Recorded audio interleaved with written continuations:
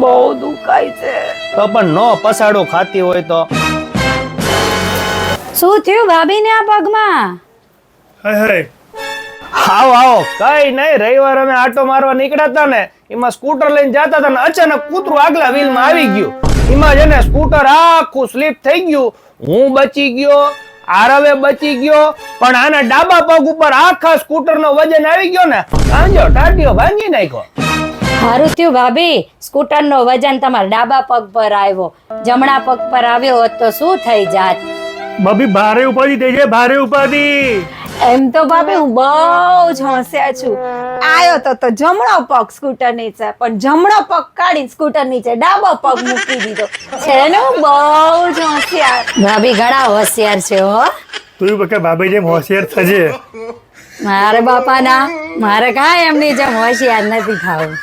અહીંયા આવો, અહીંયા આવો.